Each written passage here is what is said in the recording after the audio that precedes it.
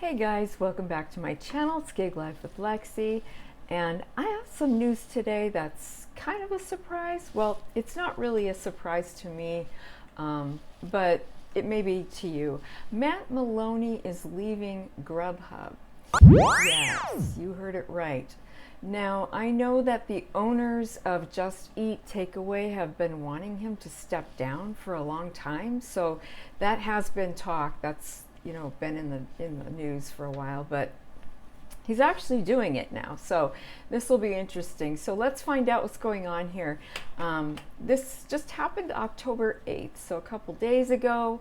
Matt Maloney is leaving GrubHub. GrubHub founder Matt Maloney is leaving the food delivery giant just 4 months after it was acquired by a European conglomerate.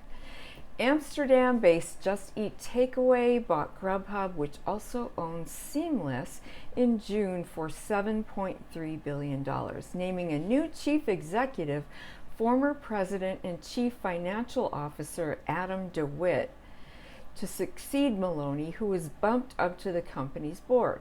So that's who they wanted to take over originally anyway. So they really wanted him out, and they wanted this Adam DeWitt guy to take his place.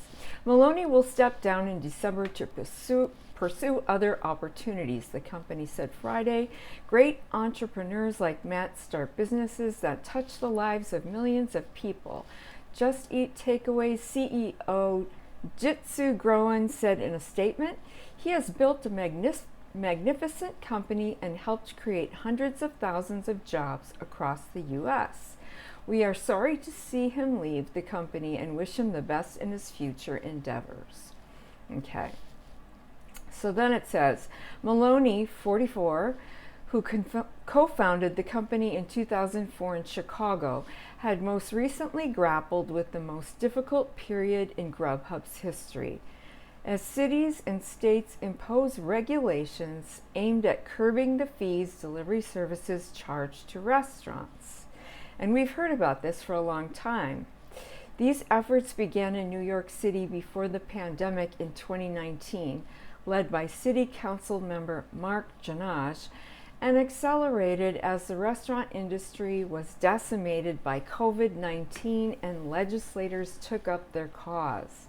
Over the past couple of years, GrubHub has steadily lost market share to rivals DoorDash and Uber Eats across the country, and in its core market, the Big Apple.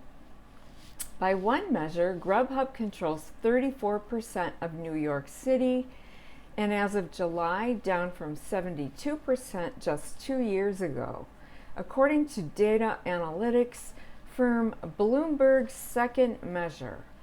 DoorDash has edged into the #1 position with 36% market share, according to the data company.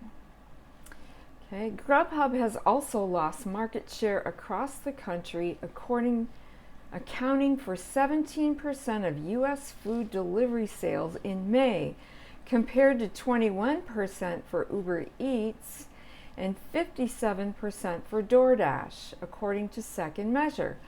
2 years ago, the Post exclusively broke the news about GrubHub erroneously charging restaurants fees of as much as $11 a pop for telephone calls. Remember that when that happened?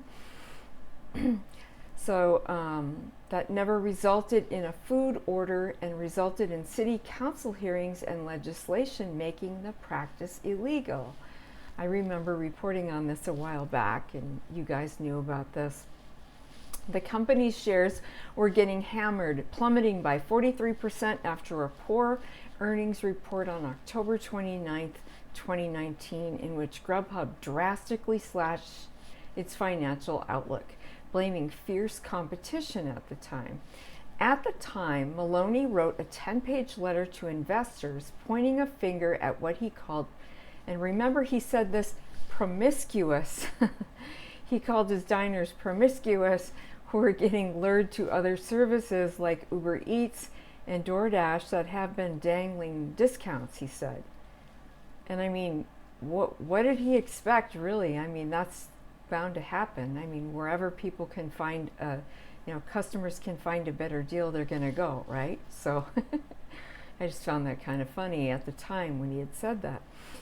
It's very hard to trick a consumer to pay more than they want to pay, Maloney said on an earnings call, adding that consumers are incredibly price sensitive. They understand what they are paying.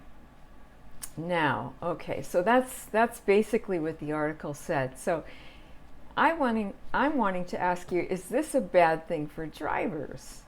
Well, in my opinion, not necessarily. You have to remember a few years ago, GrubHub was the market leader, okay? And, you know, I started working for GrubHub in 2017 myself. So it's been, you know, 4 years already that I've started working with, I should say with GrubHub, not for GrubHub, as an independent contractor. And GH was the market leader, and now it's third, okay? It's fell down. So I won't place all the blame on Maloney for this. However, it only makes sense that the new owners and board of directors want to make it better again. They're going to want to see some changes. So perhaps a new person and fresh ideas is what they need here. I don't know. Let me know.